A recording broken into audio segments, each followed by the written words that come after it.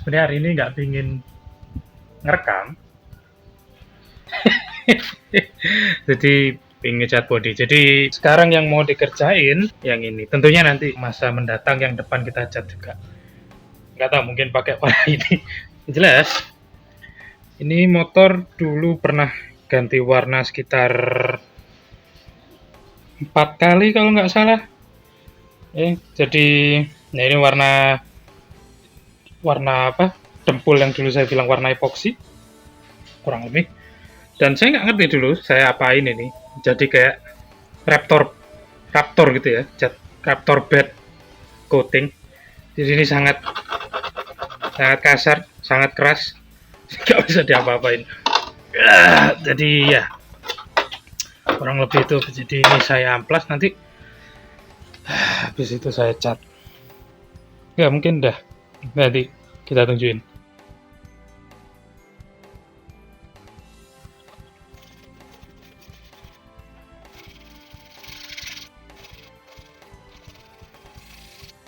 Oke, jadi ini 3 hari setelah klip yang sebelumnya. Jadi saya awalnya cuma pengen ngecat panel itu, tapi saya rasa kayaknya gimana kalau satu body. Jadi jadi semuanya saya cat. Kurang lebih hasil jadinya ya ini tidak perfect, dan memang tujuannya bukan untuk perfect. Jadi saya nanti ngomong sedikit soal teknik ngecatnya. Ini ngawur, cuman kurang lebih saya cuman pingin motornya punya warna.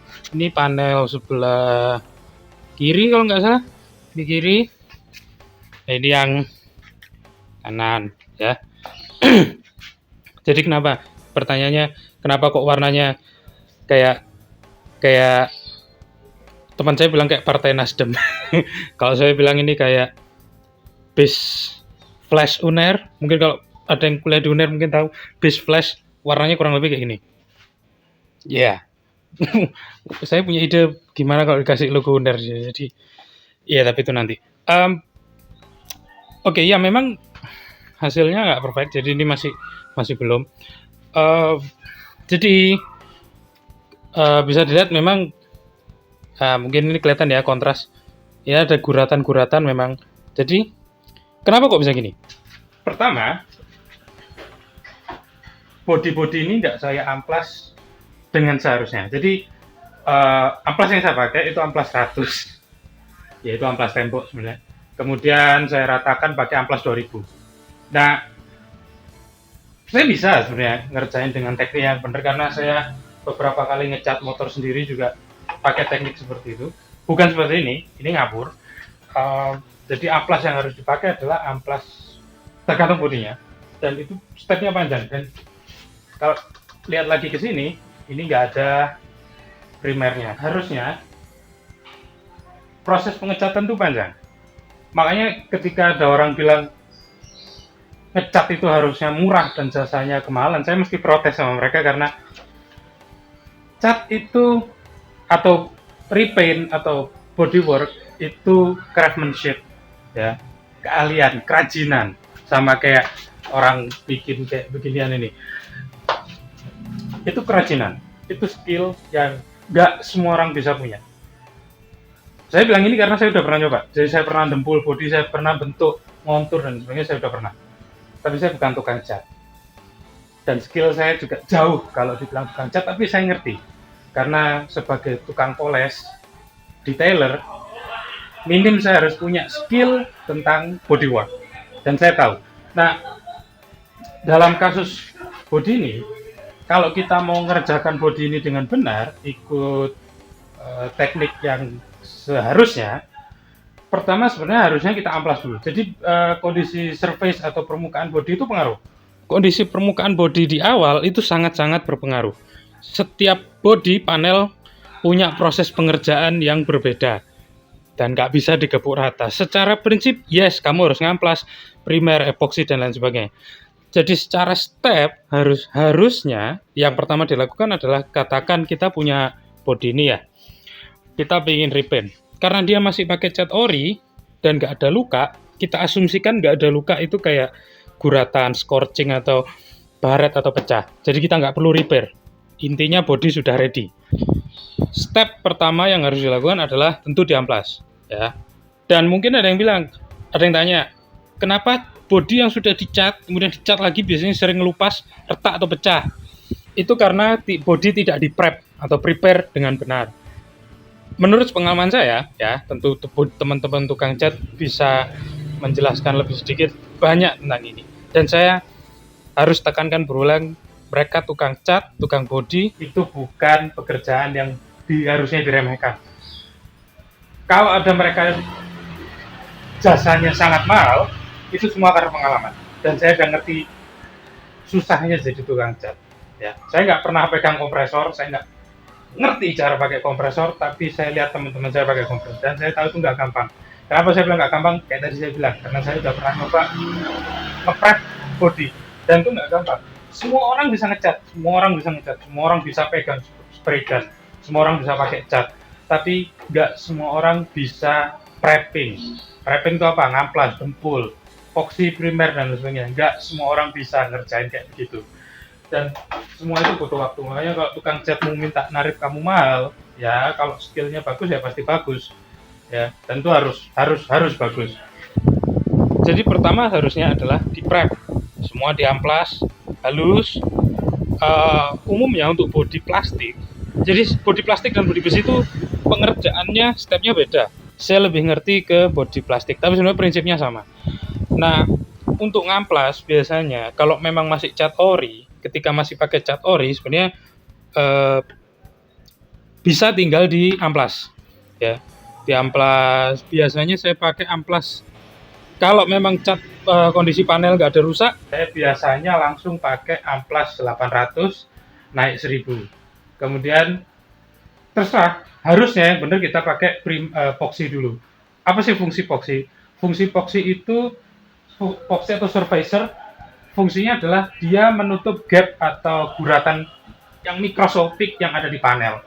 Jadi dia fungsinya meratakan bodi. Sebenarnya kalau kita mau ngurut pakai prinsip kerja yang benar, dan ini kenapa saya bilang berulang, tukang cat, tukang bodi itu mahal, karena memang harusnya setelah dipoksi itu diamplas lagi. Fungsinya apa? Mencari imperfection atau ketidaksempurnaan di setiap panel. Jadi itu berulang. Kalau mau pakai caranya orang luar yang pro, biasanya pakai guide. Jadi ada cat semprot namanya guider. Saya bilangnya guider, itu fungsinya nunjukin mana bodi yang belum rata, mana bodi yang belum, dan itu terus berulang.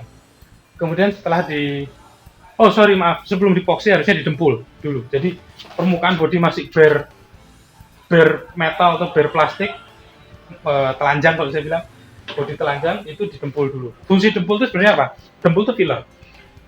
Fungsinya ngisi permukaan bodi yang rusak, yang cuil atau pecah dan sebagainya, yang disambung kemudian harus didempul. Itu filler atau bondo, kalau orang bilang keluarnya bondo, karena mereknya bondo.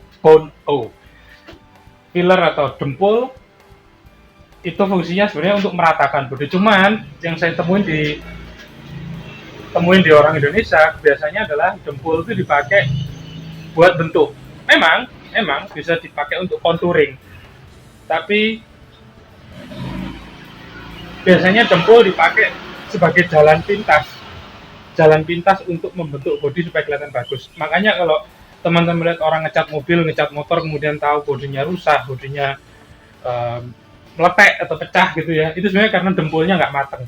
Dempul sendiri ada, setiap merek beda, tapi rata-rata bentuknya adalah 1:1. Untuk dempul itu 1:10 kalau nggak salah. Jadi satu blok itu satu tarikan kecil di bloknya itu. Dari dempul kita epoxy, ya kan? Tadi karena dari dempul udah rata, udah diamplas. Dan tadi dempul itu juga pakai guider itu, cat guider itu, yang fungsinya buat nandain panel ini rata nggak, tekuan ini rata nggak. Jadi fungsinya di situ. Itu dempul. Harusnya yang benar begitu. Cuman kalau orang Indonesia seringnya dempul cariin jalan pintas saja. Jadi bodi metal, plastik, tekok katakan. Harusnya di repair, dan remover dulu, ditarik dulu. Kalau orang kita enggak, langsung dempul aja rata. Nah, itu itu penyakit ya. Kadang juga kalau bodi besi dipakai untuk nutup kropos ya. Uh, ya ini habis saya cuci frame. Jadi misalkan keseringannya, kalau dulu kasusnya di motor Ninja, biasanya katakan ini posisi bodi samping, ini jok belakang gitu ya di Ninja. Di cross membernya itu biasanya kropos. Ada satu kasus dia nggak mau nge-repair itu dinempul. Secara struktur ya fail, tetap rusak strukturnya. Secara penampilan ya itu normal, ternyata apa kropos. Jadi hati-hati ya. Itu yang membedakan tukang cat mahal sama tukang cat murah. Kemauan dan kemampuan mereka untuk membentuk panel, membentuk bodi dan repair bodi. Jadi sebenarnya kalau di sini body repair atau tukang ketok magic itu biasanya beda karena pengerjaan mereka lebih berat. Sedikit keluar topik tapi kurang lebih begitu. Kalau kembali ke bodi ini udah dempul, dari epoxy, fungsi kemudian apa? Primer. Primer itu apa sih? Primer itu cat dasar. Boleh percaya, boleh enggak. Ada yang bilang primer itu nggak ngaruh ke hasil akhir. Primer itu cuman warna dasar menutupi epoxy. Iya, benar. Tapi sepengalaman saya dulu ngecat RX100 dan sebagainya. Primer atau cat dasar itu berpengaruh ke hasil akhir, terutama ke glow atau refleksi dari cat. Nah, contoh paling gampang gini, pingin bikin warna solid, ini warna solid, saya bilang ya, bukan silver, bukan red candy dan sebagainya. Pingin kelihatan warna ini makin solid, makin cerah. Primernya pakai apa? Warna putih. Ini nggak pakai primer, ini langsung ya, karena sketchy darat, ya kan, sketchy ini. Kemudian punya warna katakan candy, pingin bikin warna candy atau pingin bikin warna candy, minimal dicat silver atau dicat ya silver sih, setahu saya silver, atau pingin bikin warna biru tapi pingin corak birunya agak sedikit kilau, primernya pakai silver. Itu yang saya lakuin beberapa tahun lalu waktu masih sering ngerjain body dan sebagainya. Bisa pakai itu. Pingin corak warnanya gelap, pakai primer hitam atau warnanya yang lebih gelap, atau boleh warnanya sama tapi lebih gelap, jadi warnanya kelihatan matang. Itu primer. Kemudian base coat. Nah, apa sih base coat? Base coat itu ya warna ini, warna utama. Jadi warna utama. Jadi setelah di semua proses panjang tadi, barulah keluar warna utama. Katanya kayak ini pingin warna oranye, ya primernya ya nggak warnanya pingin glossy ya mungkin silver. Saya nggak ngerti sih ini basicnya apa. Saya belum pernah nyoba body ini. Setelah body ini, jadi cat itu ada banyak tipenya setahu saya. Cat enamel, bukan enamel, apa sih namanya? Cat zaman dulu yang single stage itu saya lupa namanya, bukan enamel, tapi cat sekarang cat PU, bukan polyurethane kayaknya, tapi PU kalau orang bilang cat poly itu. Bedanya apa? Setahu saya itu beda jauh. Karakter mereka ketika nempel itu beda. Cat baru PU mereka didesain untuk nerima clear coat atau pernis, dan mereka sifatnya gas. Makanya kalau teman-teman tahu bodi mobil motor baru yang catnya habis, sebenarnya bukan karena catnya tergerus, tapi karena catnya menguap, gasnya menguap, makanya clear coat-nya fail. Jadi cat baru itu umumnya gas, sifatnya gas, nggak kayak cat lama. Nah, cat lama itu single stage. Setelah semua proses tadi, warna selesai, nggak ada pernisnya. Kalau nggak salah namanya enamel, nggak ada cat enamel. Sekarang udah jarang cat model itu karena mahal. Dan banyak orang salah persepsi soal cat single stage. Contoh ini single stage, ini contoh motor single stage. Nah, motor-motor sekarang mayoritas juga masih pakai single stage. Honda Genio, CBR 150, yang 250 enggak, 150 pakai. Mayoritas motor-motor Honda warna hitam, mayoritas Mio Vino, biasanya motor-motor dengan warna dasar merah, hijau, biru, hitam, putih, itu biasanya pakai single stage. Suzuki juga beberapa pakai, Yamaha masih pakai, beberapa mayoritas masih pakai Yamaha. Cat, makanya kalau teman-teman ada yang waktu nyuci atau moles kemudian nge-wax atau hitam, ya itu single stage. Jelek? Enggak. Jangan salah paham, cat single stage nggak jelek, karena mobil-mobil tahun dulu, motor-motor bahkan sampai sekarang, itu pakai cat single stage. Vespa pakai single stage, harusnya, kecuali Vespa Matic ya. Vespa sampai tahun 2000-an kalau nggak salah, mulai sampai Excel itu masih pakai single stage. Jadi kalau mau nge-restore body Vespa yang benar harusnya single stage.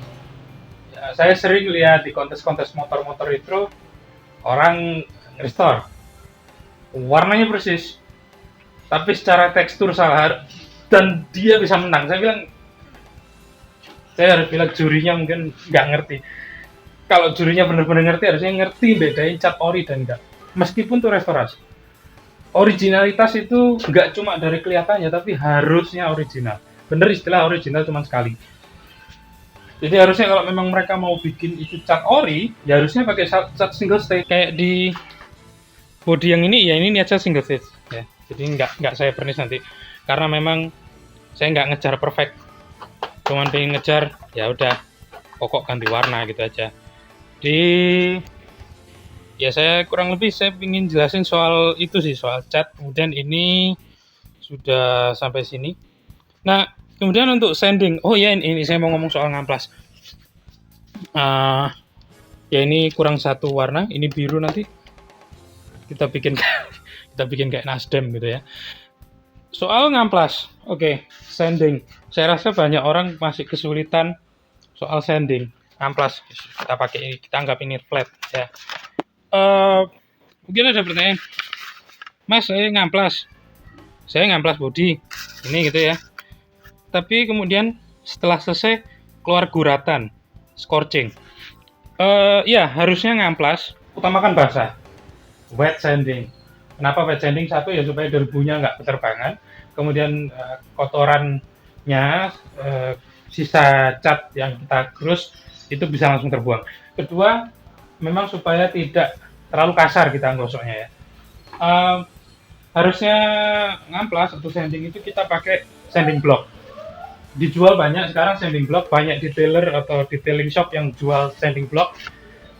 Bentuknya kayak balok. Kalau nggak punya sanding block, kita bisa pakai sandal jepit. Ya, kita potong bentuknya kotak rata, kita pakai. Kenapa harus pakai sanding block? Ketika teman-teman gosok, ini kan tekanan tangan ini kan nggak sama, nggak equal ya, nggak rata, pressure-nya beda. Nah, ketika sanding yang diinginkan adalah equal atau tekanan yang sama. Jadi supaya tidak ada high point. Apa maksudnya high point? Kita pakai contoh ya, kita rusak aja ini ya. Karena ini saya juga nggak pakai sanding block. High point itu gini. Ketika kamu ngamplas pakai tangan, ya kan, kelihatan ya. Ini high point namanya. Jadi bener surface yang kamu taruh ini rata, ya. Permukaan amplas yang kamu taruh ini selebar ini. Tapi tekanannya cuma ada di sekitar jari. Jadi ketika kita ngeratain, ini nggak akan bisa rata. Jadi kita terus ngejar panel yang ingin kita ratain, tapi nggak akan bisa rata karena ada high point dan low point, atau titik tinggi dan titik rendah. Jadi kita gerusnya gini akhirnya. Lah tujuan dari ngamplas itu kan kita pengen semua panel tuh rata, ya, body itu rata, semuanya rata. Jadi kurang lebih gitu. Nggak punya sanding block, bisa pakai sendal jepit, bisa pakai balok kayu tapi kecil. Cuman saya nggak kurang nyaranin pakai balok kayu ya, kayak begini nih, karena dia kurang bisa ngikutin kontur. Kalau itu permukaan yang flat, silahkan pakai kayu. Tapi saya nggak nyarankan karena kayu punya sudut ya, itu bisa bikin makin ngerusak body. Jadi ya itu soal ngecat ya, soal basic ngecat. Ngecat nggak harus mahal. Mereka tukang cat harusnya dibiayai mahal, dan saya ingin ngomong soal tukang cat itu gini. Saya moles motor hampir 3 tahun sekarang, tahun 2017 saya juga pernah 3 tahun saya jalan, dan Saya sering banget nemu tukang cat abal-abal yang kadang hasil catnya itu nggak lebih bagus dari saya. Ini nggak bagus, ini jelek, ya. Itu hasil jelek, ya. Ya. Tapi secara konsistensi punya saya lebih konsisten daripada tukang cat. Maksudnya apa? Kadang cat blobor, detail nggak rapi, uh, sembarangan lah. Intinya mereka cuma mau terima duit, mau dibayar selesai. Ya tentu nggak salah, ya kan? Ada harga ada rupa. Tapi kebanyakan mereka ini narif nggak sesuai. Itu yang saya bilang, yang saya sering kritik. Dan seringnya dari mereka ini, dan saya nggak paham kenapa banyak orang itu nggak mau ngeyel ke tukang catnya ketika mereka terima barang kayak begitu. Dan seringnya dilempar ke saya, dan saya tolak. Barang-barang kayak begitu pasti saya tolak, karena saya nggak mau nyebokin tainya orang lain gitu loh. Jadi tolonglah tukang cat yang ngaku sebagai tukang cat, yang ngecat motor-motor Parangabers, punya skill gitu loh. Paling nggak komitmen lah sama kerjaannya sendiri, karena saya juga capek gitu loh menerima barang-barang busuk-busuk kayak begitu. Karena satu, kenapa saya marah betul sama mereka, dan saya sering ungkapkan tuh di media sosial. Saya sering omongin tuh di Instagramnya Frank Sotoken.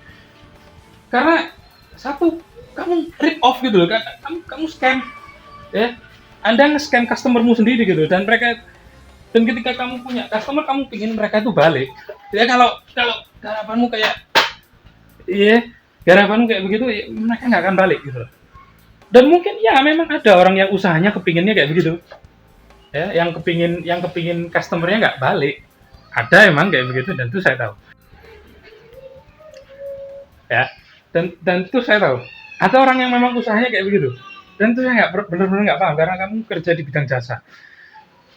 Jadi cat blobor, hasil nggak konsisten. Bahkan yang paling fatal yang saya pernah nemu dulu itu, bekas stiker itu nggak di remove, dibiarin langsung dicat. Jadi ya, itu tukang cat zaman sekarang. Ya tentunya karena banyak orang kepingin ngecat motor murah juga sih. Ya pasar juga ada, karena permintaan juga ada. Ini nanti kita nyelesain ini dulu, baru langsung ini. Nanti kita pasang spakbor ya. Motor ini ada spakbornya, ini punya Ninja kalau nggak salah. Nanti itu kita benerin. Tanya spakbor asli, ya ada spakbor aslinya. Oh udah nggak ada. Jadi ya itu kita lanjutin, nanti saya tunjukin hasilnya. Lagi-lagi ini saya bukan bilang garapan saya paling bagus, nggak, karena ya ini cacatnya juga banyak.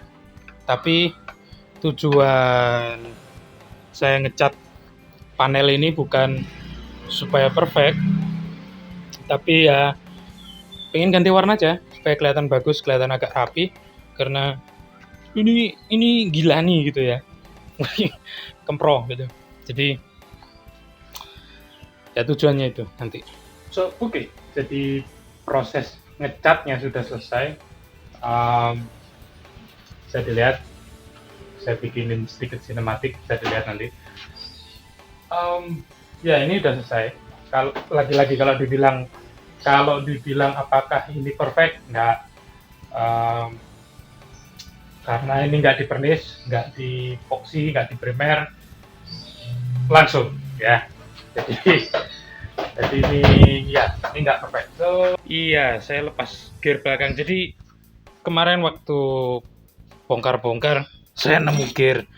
Saya kira motor saya itu pakai 39. Ternyata udah 37. Karena saya nemu gear 37. Begitu selesai saya bongkar, ternyata itu juga 37. Jadi karena saya sering lupa, karena dulu waktu kuliah motor ini sering gonta-ganti gear. 14 37, 15 38, 39, atau kadang-kadang 15 37. Paling kecil dulu pernah beli 15 36 kalau nggak salah. Terus ingat nggak zaman dulu ada gear merek Raja Wali, gear 10 ribuan, Ah, jadi dulu ini motor gear depannya pakai gear depan pakai 16 punya Raja Wali, gear belakang 36 Raja Wali. Waktu itu masih pakai 420, ini 428. Um, karena sekarang Raja Wali udah nggak ada hampir 10 tahun belakangan, saya nggak punya alternatif lain kecuali harus beli triple S waktu itu. Jadi ini semua triple S. Sempat pakai Nagata nggak cocok, saya pakai triple S sekarang. Karena dulu saya sempat pakai rantai Daytona 428, melar putus bolak-balik. Kemudian sempat dapat hibah dari temen Daytona 428 heavy duty, itu nggak pernah putus, cuman melar. Jadi kemudian karena sudah terlalu melar, akhirnya saya kasih ke teman saya satu lagi yang memang dia pakai sprocket yang lebih besar, jadi otomatis gearnya masuk. Jadi ya itu. Kemudian kemarin tadi saya bilang saya nemu rosokan di belakang karena udah terlanjur buka, akhirnya coba saya cari pretelan di belakang soal buat rem belakang, dan sebenarnya ini ketemu. Ini bracket velg ini ketemu semua. Masalahnya adalah ini sudah macet. Saya nggak tahu ini selang masih bisa pakai apa enggak. Kemudian ya ini kalipernya. Mungkin saya dulu pernah bikin short soal ini. Saya rebus. Niatnya supaya mekar, karetnya mungkin lepas. Ternyata nggak bisa karena saya nggak punya kompresor di rumah. Jadi mungkin ini nanti kita coba pakai kompresor. Karena saya pingin coba ngaktifin rem belakangnya lagi. Banyak temen yang udah bilang udahlah mending cari copotan aja, cuman ya karena ini sketchy garage. Iya, gitulah. Terus sekarang sinematiknya.